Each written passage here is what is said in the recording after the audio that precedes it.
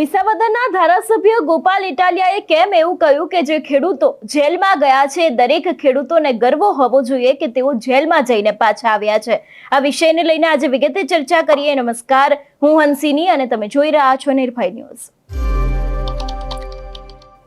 રાજકોટની અંદર જ્યારે આજે ગોપાલ ઇટાલિયાનું ભાષણ ચાલુ હતું એ સમયે ગોપાલ ઇટાલિયાએ ખેડૂતોને કહ્યું કે જેટલા પણ ખેડૂતો જેલમાંથી આવ્યા છે એ દરેક લોકોને ગર્વ હોવો જોઈએ કે તેઓ ખેડૂતો માટે થઈને લડ્યા હતા અને જેલમાં ગયા હતા।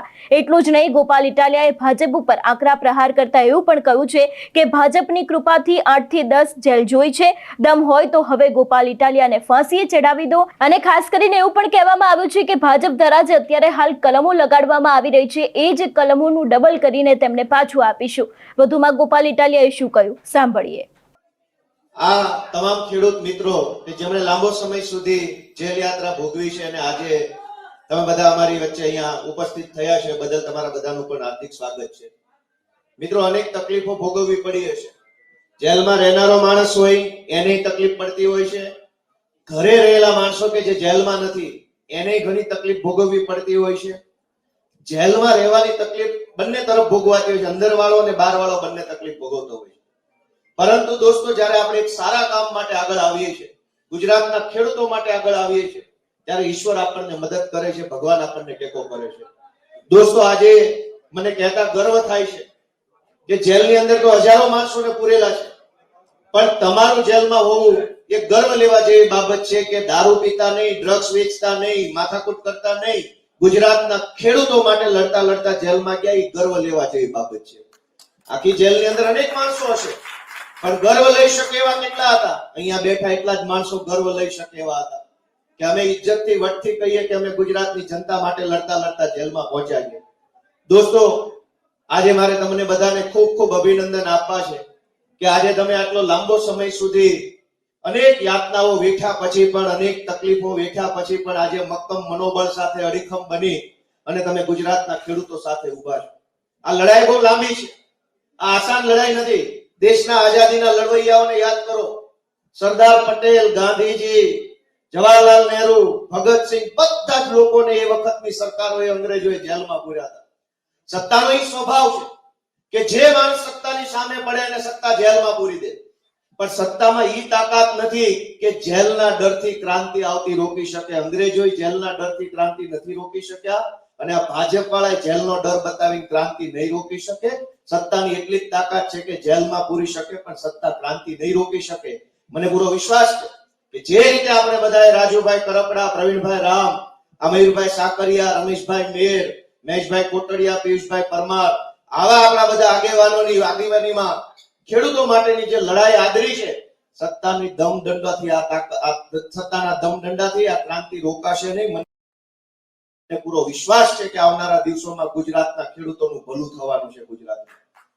અને આપણને બધાને એ વાતની ખુશી છે કે આપણે નિમિત્ત બનીશું। કરદાના નામે તમે જુઓ અનેક જગ્યાએ ખેડૂતો સાથે અન્યાય થઈ રહ્યો છે। આ માવઠું આવ્યું ત્યારે તમારામાંથી ઘણા બધા મિત્રો જેલમાં હતા।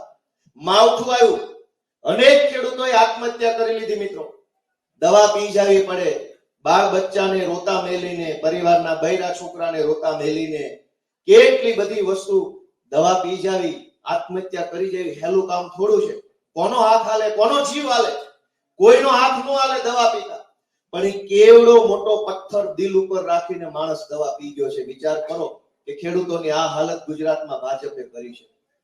આપણે એ માણસનો જીવ બચાવવા માટેની લડાઈ લડીએ છીએ કે ગુજરાતના કોઈ ખેડૂતોએ આત્મહત્યા ન કરવી પડે, કોઈ બાળકે પોતાનો પિતા ન ગુમાવવો પડે। એ લડાઈ આપણે લડ્યા છે અને એ વાતનો આપણને ગર્વ છે, આપણને બધાને ગર્વ છે। અને તમે તો કદાચ કોક માણસ પહેલી વાર જેલમાં ગયા છે। મને તો ભાજપ વાળાની કૃપાથી લગભગ 8-10 જિલ્લાની જેલ જોવા મળેલી છે, એટલે મને તો બધું હવે એટલું બધું કોઠે પડી ગયું છે। એક થેલો તૈયાર રાખ્યો છે આખો, કે ગમે ત્યારે અમારો વારો આવી જાય ચૈતરભાઈની જેમ। એટલે મેં તો એક થેલો આખો અલગથી 10 જોડી કપડા સાથે, જે દિવસે ખબર પડે કે ક્યાંક આપણા વિરુદ્ધમાં ખોટી એફઆઈઆર થઈ છે, હાલો થેલો લઈને આમાં ચોંટવાનું છે, ભાગવાનું નથી કોઈનાથી। એની તાકાત સત્તાની શું છે અમે જોઈ લઈશું કે તમારી સત્તાની શું તાકાત છે, તમારી જેલની શું તાકાત છે। તમે અમારા ઈરાદા તોડી શકો છો કે અમે તમારો અહંકાર તોડીએ છીએ, જોઈ લઈશું એક વખત ભાજપ નહીં। પણ મિત્રો, હું તમને વિનંતી કરું છું કે બહુ લાંબી લડાઈ લડવાની છે। પહેલું પગથિયું આપણે બધા ચડી ચૂક્યા છીએ। જે કાંઈ થયું, સારું થયું, ખરાબ થયું, સહન કરવું પડ્યું, એ બધું જ કર્યા પછી એક પગથિયું તમે ચડી ચૂક્યા છો. હવે અહીંથી પાછું નહીં વળાય અને અહીંથી પાછું વળવું નથી. હવે તો અહીંથી આગળ જવાની વાત હોવી જોઈએ દોસ્તો. અને આપણે બધા ભેગા મળીને આગળ વધીએ. હું મારી જિંદગીમાં મને જયારે પહેલી વાર જેલ થઈ ત્યારે એટલી બધી ખબર નહોતી પડતી. રાજકારણમાં હતો નહીં, કોઈ પાર્ટીનો ટેકો નહીં, કોઈ નેતા નહીં, કોઈ વકીલ નહીં, કોઈ ટેકો નહીં. એમ નામ રેઢે રેઢા મનમાં એક આક્રોશ આવ્યો અને સરકારની હામાં પડી ગયા. પણ ઈરાદો સારો હતો, મુદ્દો સાચો હતો. તો ભગવાને મદદ કરી કે પહેલી વાર જેલમાં ગયો ત્યારે કોઈ નહોતું ને આજે હું પોતે ધારાસભ્ય તરીકે અહીંયા ઉભો રહીને બોલી શકું છું. દોસ્તો, સારા ઈરાદાનું પરિણામ ઈશ્વર આપે. સારી ભાવનાથી, સારી નિયતથી સાચો પ્રયત્ન કરો, એનું પરિણામ ભગવાન આપતો હોય છે. અને આમ તો ભાજપે હું આપી દીધું છે વળી જેલથી બીવું. જે ખેડૂત ગુજરી ગયા, આત્મહત્યા કરી લેવી પડી માવઠાના કારણે. હું ગયો તો ત્યાં જસદણ પાસે એક ગામ છે, નામ ભૂલી ગયો, રેવાણી. દોસ્તો, એક ખેડૂતના હું ઘરે ગયો. દેશી નળિયા વાળું ઘર છે, ગાર માટીનું. અને એ ખેડૂતને શું તકલીફ થઈ યાદ રાખો કે એના ખેતરમાં તુવેર વાવી હતી. વીજળી પાણી ખાતાની લાઈન નીકળી, ઊભી તુવેર પાડી દીધી અને પાણીની લાઈન કાઢી અને એને તુવેરમાં નુકસાન થયું. ઊભી તુવેર પાડી દીધી. એ પાણી ખાતા વાળાને એટલી શરમ નો આવી કે ભાઈ તુવેરનો પાક ઉકલી જાય, પાક પૂરો થઈ જાય, તુવેર વઢાઈ જાય અને ખેતર ખાલી થઈ જાય તે દિવસે પાઇપ નાખજો. પણ કોઈને એ વાતની શરમ નો આવી. ખેડૂતના ઊભા ખેતરમાં તુવેર હતી છતાં પાણીના પાઇપ કાઢ્યા. પેલા ભાઈની ઘણી બધી તુવેરમાં નુકસાન થયું, છતાં એ ખેડૂતે મોટું મન રાખ્યું અને ફરીથી પાછી એને મગફળી વાવી. મગફળીની અંદર પાછું એને માવઠાનું નુકસાન થયું. એક વર્ષમાં બે વખત માવઠું થયું. એ ખેડૂતને મનમાં એમ વિચાર આવ્યો કે ઓલી દીકરાની પત્નીના ઘરેણા ગીરવે મૂકીને વાવેતર કર્યું છે. કેમ કે તુવેરમાં નુકસાન થયું તો નવા વાવેતરના પૈસા ક્યાંથી લાવવાના? તો નવું વાવેતર કરવા દીકરાની વહુના ઘરેણા ગીરવે મૂકેલા. એ ભાઈને અંદરથી સંકોચ થયો કે દીકરાને અને એની વહુને મોઢું કેમ બતાવવાનું કે તમારા ઘરેણા હાહરો વેચી આવ્યો છે અને હું છોડાવી શકે એમ નથી. તો હું મોઢું બતાવીશ મારા દીકરાને ને એની વહુને કે ઘરેણા ગીરવે મૂક્યા છે. એ વાતથી એટલી બધી અંદર એને આઘાત લાગ્યો. ખેતરના સાહમાં જઈને દવા પી ગઈ ભાઈ.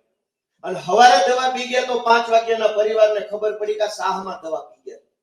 તમે વિચાર કરો દોસ્તો કે હાવ મરી જાવ એ કરતા તો વટથી જેલમાં જાવ. હારું જા ભાજપ વાળા તું ખાઈ કરી લેજે, મારું હું જોઉં છું તારા મુદ્દમ છે, જા. હાવ એક ખેડૂત મરી જાય છે, એનો પરિવાર નોંધારો થઈ ગયો. કોઈ એને કાણી કોડીની સહાય આપવા વાળું નથી. કરદો કરનારા બેફામ ફરે છે. અત્યારે ટેકાના ભાવની ખરીદી હાલે છે દરેક યાર્ડમાં. ગમે તેવો સારો કપાસ લઈને જાઓ, સીસીઆઈ વાળા ભાઈ નથી, ખરાબ છે કઈ પછી પૈસા આપો તો હારો થઈ જાય. મોટા ભાગના ટેકાના ખરીદી કેન્દ્રોમાં વેપારીઓના ખટારા મોઢે કપાસ મગફળી ચડી જાય છે. પણ ખેડૂત જ્યારે ઘરની પાકેલી મગફળી કપાસ લઈ જાય તો રિજેક્ટ થાય છે. વાત સાચી છે ખોટી? અને આપણે એ લડાઈ લડીએ છીએ કે ચોર ચપાટાઓ માટે કોઈ કાયદો નથી ગુજરાતમાં, ગુંડા બુટલેગરો માટે કોઈ કાયદો નથી. કાયદો બધો મારા તમારા જેવા ગરીબો માટે અનામત રાખેલો છે કે તમે વાંકમાં આવશો તો પૂરી દેશું 2 મહિના. બુટલેગરો ભલે દારૂ વેચે, જમીન માફિયા ભલે જમીન પડાવે, વ્યાજ માફિયા ભલે વ્યાજે ફેરવે, વેપારીના નામે બધા લોકો ભલે ટેકાના ભાવમાં કપાસ કે મગફળી નાખી દે. કોઈ કાયદો, કોઈ પોલીસ, કોઈ સરકાર નથી. ગરીબ માણસ ઝપટમાં આવી ગયો તો 307 ને 207 ને 807. મિત્રો, આપણે એક લાંબી લડાઈ લડવા માટે તૈયાર થવાનું છે. કેજરીવાલજી કેવડી મોટી લડાઈ લડીને આવ્યા છે. એ સરકારી નોકરી કરતા હતા અને સરકારી નોકરીમાં જાઓ તો કરોડપતિ થઈ ગયા. ઇન્કમ ટેક્સના કમિશનર હતા. આમાંથી એક ફાઇલ ખોલવાના પૈસા મળે ને બંધ કરવાના પૈસા મળે. આ ક્યાં મુખ્યમંત્રી બનવાનું હતું? એ ત્યાં રહ્યા હોત તો કરોડપતિ થઈ ગયા હોત ને હારી જગ્યાએ બધે ફાર્મ લઈ લીધા હોત. હિંગોળગઢમાં એક ફાર્મ હોત એનું, એક સુરેન્દ્રનગર લઈ લીધો હોત ને થાનમાં ખાયું કરાવી નાખ્યું હોત. પણ દોસ્તો, એને રસ્તો નથી પસંદ કર્યો, સંઘર્ષનો રસ્તો પસંદ કર્યો. એ જેલમાં ગયેલા છે. મનોજભાઈ પર 307 થયેલી છે. અનેક લોકો જેલમાં શું કામ ગયા? કોઈ સારા લક્ષ્ય સાથે કે મારે ભલે જેલમાં જવું પડે પણ હું જેલમાં જાઉં ને ગુજરાતના 54 લાખ ખેડૂતોને અધિકાર મળતો હોય તો મારું જેલમાં જવું કબૂલ છે. અને એટલે હું તમને તમારા દીકરા તરીકે વિનંતી કરવા આવ્યો છું. હું જયારે નવો રાજનીતિમાં આવ્યો, ભાજપની સામે પડ્યો, ધડાધડ એફઆઈઆર, જ્યાં જાવના એફઆઈઆર, બોલો તો એફઆઈઆર, મુંગારો એની એફઆઈઆર, ચારો તરફ એફઆઈઆર. મેં તે કાળજું કઠણ કરી લીધું કે હવે તારી પાસે કેટલી ચોપડીઓ એફઆઈઆર ની, જા મંડ લખવા, હું જોઈ લો તું કરી લે તારી એફઆઈઆર. અને કાળજું કઠણ કર્યું તો આ તમારી સામે ઉભા છે, જાઓ ફાંસી ચડાઈ દે ગોપાલ ઇટાલિયન, જો ભાજપની સત્તામાં દમ હોય તો. પણ એ દમ સત્તામાં નથી દોસ્તો. જે તાકાત એક સામાન્ય માણસના ઈરાદાઓમાં છે, જે તાકાત તમારા સંકલ્પમાં છે, જે તાકાત તમારા મનોબળમાં છે, એ તાકાત મુખ્યમંત્રીમાં કે ડીજીમાં કે સરકારોમાં નથી હોતી. તાકાત માણસના મનોબળની અંદર, દ્રઢ સંકલ્પની અંદર હોય છે. હું આ કરીશ તો કરીશ. અને માણસ જ્યારે એકવાર મુઠ્ઠી બાંધી લે કે હું આ કરીશ, તો કોઈ દુનિયાની તાકાત એને રોકી નથી શકતી. એનો દાખલો મહાત્મા ગાંધી છે દોસ્તો. આપણે ગાંધી ગુજરાતમાંથી છીએ. ગાંધી બાપુ પાસે પહેરવા પૂરા લુગડા નહીં, અડધી પોતળી ને અડધું પન્યું નાખેલું, પૂરા લુગડા નહીં, હારા ચપ્પલ નહીં, મોબાઈલ નહીં, ગાડી નહીં, પેજ પ્રમુખો નહીં, ગામડે ગામડે બૂથ સંગઠન નહીં, કાંઈ હતું? એની પાસે એક જ તાકાત હતી, સંકલ્પની તાકાત, મનોબળની તાકાત. ગાંધીએ એવો સંકલ્પ કર્યો કે અંગ્રેજોની સત્તામાં ગમે એવી તાકાત હોય, પણ ગાંધીના મનોબળથી મોટી તાકાત અંગ્રેજોમાં નહીં હોય. જ્યાં અંગ્રેજ હારે મોરે મોરો પટકાય. અને ગાંધીનું મનોબળ જીત્યું કે અંગ્રેજોની સત્તા જીતી? કોણ જીત્યું? વિચારો બધા. દુનિયાનો ઇતિહાસ જ્યારે જ્યારે લખાણો છે, ત્યારે હંમેશા મનોબળની જીત થઈ છે અને સત્તાની હાર થઈ છે દોસ્તો. દુનિયાના અનેક દેશોની આ કહાની છે. મહાભારતનું યુદ્ધ હોય તો સેના કોની પાસે હતી?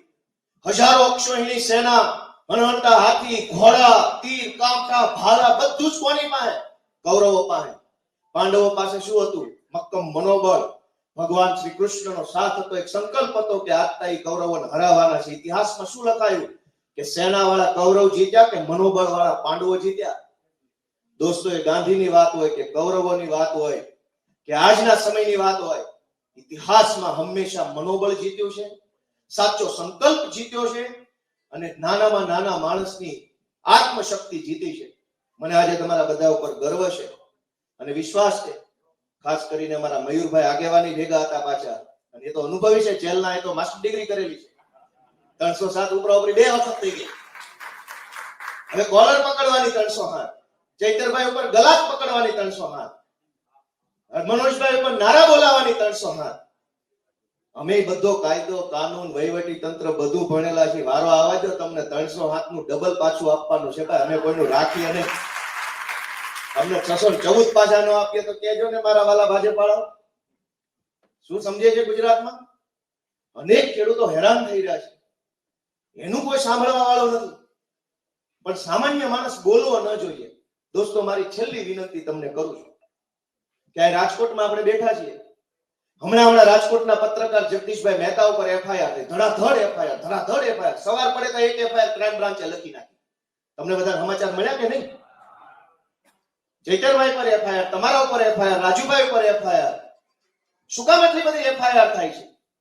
ગુજરાતમાં 30 વર્ષથી ભાજપે ડર અને દંડાનું શાસન ચલાવ્યું છે કે તકલીફ તમને ગમે તેટલી પડે, બોલતા નહીં. ગમે તેવું ખરાબ થાય, બોલતા નહીં. બોલશો તો એફઆઈઆર થઈ જશે. રોડ ભલે ખરાબ હોય, ખરાબ રોડમાં ભટકાઈને માથા ફૂટી જાય તો ભલે ફૂટે, પણ બોલતા નહીં. શાળા ભલે ખરાબ હોય, બાળકો ભણ્યા વગરના રહી જાય, પણ બોલતા નહીં. બોલશો તો એફઆઈઆર. ગામની ગલીએ ગલીએ દારૂ કે ડ્રગ્સ વેચાય, તમારા છોકરા દૂષણનો ભોગ બને, પણ બોલતા નહીં. બોલશો તો ડ્રગ્સ વાળા ઉપર નહીં, તમારા ઉપર એફઆઈઆર. દવાખાનામાં ડોક્ટર ન હોય, દવા ન હોય, બોલતા નહીં. બોલશો તો એફઆઈઆર. તમે તમારો ખેતરમાં પકવેલો માલ લઈને એપીએમસી માં વેચવા જાઓ અને કડદો થાય તો બોલતા નહીં. બોલશો તો કડદો કરનારા પર નહીં, વિરોધ કરનારા પર એફઆઈઆર. ગામમાં બસ ન આવે તો વિરોધ ન કરતા, વિરોધ કરશો તો એફઆઈઆર. ટાઈમે તલાટી મંત્રી ન આવે ગામમાં, બોલતા નહીં. બોલશો તો એફઆઈઆર. 30 વર્ષથી ભાજપે આ ડર અને દંડાનું શાસન ચલાવ્યું છે. પણ 30 વર્ષ પછી ભગવાને ગુજરાતની સામું જોયું અને ગુજરાતને કેટલાક એવા શક્તિશાળી જુવાની આપ્યા. રાજુભાઈ કરકડા, ચૈતરભાઈ વસાવા, પ્રવીણભાઈ રામ, મયુરભાઈ સાકરિયા, રમેશભાઈ મેર, હેમંતભાઈ ખવા, બ્રિજરાજભાઈ સોલંકી, ગોપાલભાઈ ઇટાલિયા, વિશુદાન ગઢવી. ભગવાને દોથો ભરીને આશીર્વાદ ગુજરાતને આપ્યા. જાવા જુવાની એફઆઈઆર બેફાતું દિશે. 30 વર્ષ સુધી એફઆઈઆર નો ડર બતાવીને ગુજરાતની જનતાને લૂંટવાનું કામ ભાજપે કર્યું. પણ 1000 હાથ વાળાએ સામું જોયું. જુવાની આવ્યા અને જુવાની આવે શું કર્યું? જા તારી એફઆઈઆર, જેલ, પોલીસ, દમદાટી, દંડા નથી બીતા, શું કરી લઈશ? અને છાતી કાઢી અને ભાજપની છાતી ઉપર પગ મૂકીને 5 જુવાની ધારાસભ્ય બની ગયા. એ વાત ભાજપને ગમતી નથી. એ વાતથી પેટમાં તેલ ઉડાય કે આખા ગુજરાતને દબાયું તો અહીંયા 5 જુવાની ધારાસભ્ય સેના બની ગયા. અને હવે આ 5 જુવાની ધારાસભ્ય બન્યા એટલે ભાજપનો ડર ઘટી રહ્યો છે ને જનતાની હિંમત વધી રહી છે દોસ્તો. જ્યાં જ્યાં ચૈતરભાઈ જાય લોકોને હિંમત આવે, જ્યાં જ્યાં બ્રિજરાજ સોલંકી જાય લોકોને હિંમત આવે, ગોપાલ ઇટાલિયા બોલે લોકોને હિંમત આવે, ઈશુદાન ગઢવી બોલે, રાજુ કરપડા ઉભો થઈને બોલે તો સિંહ ગર્જના કરતો એવું લાગે, લોકોને બળ આવવા લાગ્યું. હવે લોકોને હિંમત આવી, લોકોને એક ભરોસો આવ્યો કે આ જુવાની અમારું નેતૃત્વ કરશે, અમને ક્યારે આગળ પાછળ તકલીફ નહીં પડવા દે. લોકો બોલતા થયા, લોકો અવાજ ઉઠાવતા થયા, લોકો હિંમત કરતા થયા. એટલે લોકોને ફરીથી ડરાવવા માટે આ એફઆઈઆર નો ખેલ ચાલુ કર્યો. પણ હવે કરી લેજો ભાઈ, થાય એટલી, પછી અમારા વારામાં અમે કરશું. પછી કહેતા નહીં ભાઈ ભાજપ વાળાઓ કે કીધું નહોતું. આ દોસ્તો આ એફઆઈઆર નો ખેલ શું કામ છે? પોલીસે જાણે છે ખોટું થઈ રહ્યું છે, બધાને બધી ખબર છે, પણ છતાંય શું કામ? કે ડર છે જનતાના મનમાંથી ઓછો થઈ રહ્યો છે ને, એના કારણે ભાજપને તકલીફ પડે છે. બધાય ખેડૂતો બોલતા થઈ જાય તો જીવવું મુશ્કેલ થઈ જાય ભાજપનું. કરદો કરનારા કરદો કેમ કરી શકે? કેમ કે પહેલા શું પરિસ્થિતિ હતી કે કરદો કરનારો એક જણો હોય અને 2000 ખેડૂતો બચારા લાચાર થઈને સામું જોઈ રહ્યા હોય. આજ શું પરિસ્થિતિ છે કે રાજુભાઈએ નેતૃત્વ કર્યું, 2000 ખેડૂતો મોબાઈલ કાઢે મને વિડીયો ઉતારો, જોઈ લો કરદો થાય, જોઈ લો કરદો થાય. એ જે 2000 ખેડૂતોમાં મોબાઈલ કાઢીને વિડીયો બનાવવાની હિંમત આવી, એ હિંમતને તોડવા માટે થઈને એફઆઈઆર ના નાટક કરવામાં આવ્યા છે. હું તમને બધાને વિનંતી કરું છું કે પાછું પગલું હવે ન પોહાય આપણને. હવે તો માં મહાકાળીનું નામ લઈને હર હર મહાદેવ કરીને તાલુકા જિલ્લા પંચાયતની ચૂંટણી પોતપોતાના ગામમાં ઉપડી જવાનું છે. હર હર મહાદેવ કરીને ઉભા રહી જાવ ચૂંટણીમાં, અને આવી જાય ભાજપ વાળા, આવી જાય કરદા બાજુ, હામાં જોઈ લે કોનામાં કેટલું પાણી છે. દોસ્તો હું આપ સૌને ખૂબ ખૂબ અભિનંદન આપું છું, શુભેચ્છા પાઠવું છું. અને તમને બધાને જે કાંઈ તકલીફ ભોગવવી પડી, પરિવારે જે હેરાનગતિ ભોગવવી પડી, કંઈક નાની મોટી અનેક પ્રકારની બાળ બચ્ચાની, મા બાપની, પત્નીની, બીજી ત્રીજી રીતે સમાજમાં કંઈ પણ તમારે સમસ્યા વેઠવી પડી હોય તો હું તમારા બધાની ખરા દિલથી માફી પણ માંગુ છું, તમારા બધાની ક્ષમા માંગુ છું કે અમને માફ કરજો. પણ આ લડાઈ બહુ લાંબી છે દોસ્તો. તમારે આ લડાઈમાં કંઈ પણ વેઠવું પડ્યું હોય તો તમે જે વેઠ્યું છે એ ચૂકવી તો નહીં શકાય, પણ એની હું સંવેદનાઓ વ્યક્ત કરું છું. તમારે જે કંઈ સહન કર્યું છે ઈશ્વર તમને 1000 ગણું આપશે દોસ્તો. આપ બધાએ ખૂબ આગળ વધો, આપણે બધા ભેગા મળી ખેડૂતો માટે લડાઈ લડીએ એવી શુભેચ્છાઓ સાથે હું અરવિંદ કેજરીવાલજીનો આભાર માનીશ કે અરવિંદજીએ સામે ચાલીને કીધું સાગરભાઈ આ બધા કેસનું સંચાલન જોતા હતા, અને કોઈ માણસ હું જેલમાં જાવ તો મારા ઘરના પરિવારના પેટનું પાણી ન હલે. હવે તો બધું બધાને ખબર પડી ગઈ, વકીલ થઈ ગયા અડધા મારા ઘરે, બધા સમન્સ ને વોરંટ ને બધું એટલું બધું આવી ગયું કે હવે મારા મમ્મી વકીલ થઈ ગયા. પણ જે પહેલી વાર જેલમાં ગયા હોય ને એનો પરિવાર બહુ ફાંફળો થઈ જાય. શું થયું, કેમ થયું, તારીખ પડી, મુદત આવી, પોલીસ એફિડેવિટ આવ્યું, ન આવ્યું, એટલા પ્રશ્નો હોય, આક્રોશમાં આવી જાય, દુખી થઈ થોડો ઊંચા અવાજે બોલાઈ જાય. હું સાગરભાઈ રબારીને અભિનંદન આપીશ કે ગમે તે ઘટના થઈને એને બહુ ઠંડા શાંત સ્વભાવે, શાંત રીતે બધું મેનેજ કર્યું. કેમ કે ઘરનો માણસ જેલમાં હોય, એના પરિવાર તો ઉશ્કેરાઈ જાય, ઉકળાઈ જાય, કેમ આમ થાય, હાલે જ નહીં, અને સ્વાભાવિક છે. એ વખતે એક માણસે મગજ ઠંડુ રાખવું પડે. હા બેન, હા ભાઈ, હા બાપા, કઈ વાંધો નહીં, થઈ જાય, અમે બેઠા છીએ, આમ છે તેમ છે, આશ્વાસન. સાગરભાઈ રબારીને તમારે એકવાર વધાવવા જોઈએ કે એને ઠંડા ચિત્તે એકદમ શાંતિથી બધું મેનેજ કર્યું. અઘરું છે. હું પહેલી વાર જેલમાં ગયો તો બધું હું થઈ ગયું થવા માંડે. પણ તમારી ધીરજને અમારા વંદન છે, સાગરભાઈની ધીરજને વંદન છે. વકીલોની ટીમને પણ હું ખૂબ ખૂબ શુભેચ્છા પાઠવું છું. અને આ એક વાર થઈ ગયું ને તમને ખબર પડી જાય કે આમાં કઈ છે નહીં. કેમ કે જો બુટલેગરોને ખબર પડી ગઈ છે કે આમાં કઈ છે નહીં, એફઆઈઆર બેફાર જેલમાં, એટલેથી હારા બીતા ને પોલીસ એ બધું જાણી ગયા છે, એટલેથી નથી બીતા. તમને એટલે બીક લાગે છે, તમને ખબર નથી. હવે એકવાર તમે જેલ જોઈ લીધી, આ ડિપ્લોમા થઈ ગયું, હવે ડિપ્લોમા ડિગ્રી આવી ગઈ, હવે તમને ખબર પડે આ તો કાગળિયા છે, આનું કઈ છે નહીં, આ તો ખાલી ખોટી ડમડાટી મારવાના ધંધા છે. બાકી આવા કેટલાય કાગળિયાના થપ્પા ભરી પોલીસ સ્ટેશનના માળીએ મૂકેલા છે, અને કોર્ટમાં તારીખ પે તારીખ જજો બદલાઈ જાય, નિર્ણય નથી આવતો. એટલે કાળજી કઠણ કરી લ્યો ભાઈ બધા, લાંબી લડાઈ લડવા માટે હાથમાં હાથ ઝાડુ પકડો, હર હર મહાદેવ કરીને સોટાઓ ભાજપની હામાં. એવી મારી તમને બધાને શુભેચ્છાઓ. ખાસ કરીને અહીં સરકાર ઉપર આકરા પ્રહાર કરવામાં આવ્યા છે. જે ખેડૂતો અત્યારે હાલ જામીન ઉપર મુક્ત થયા છે એ દરેક લોકોને લઈને વાત કરવામાં આવી છે, રાજુ કરપડાને લઈને વાત કરવામાં આવી છે. પરંતુ હવે આ સમગ્ર મામલે જે રીતે અત્યારે હાલ આમ આદમી પાર્ટીના એક બાદ એક નિવેદનો સામે આવી રહ્યા છે, એને લઈને આપનું શું માનવું છે અમને કમેન્ટ કરીને ચોક્કસથી જણાવજો. તેની સાથે અમારી ચેનલ નિર્ભય ન્યૂઝને લાઇક, શેર અને સબસ્ક્રાઇબ કરવાનું ભૂલશો નહીં. નમસ્કાર.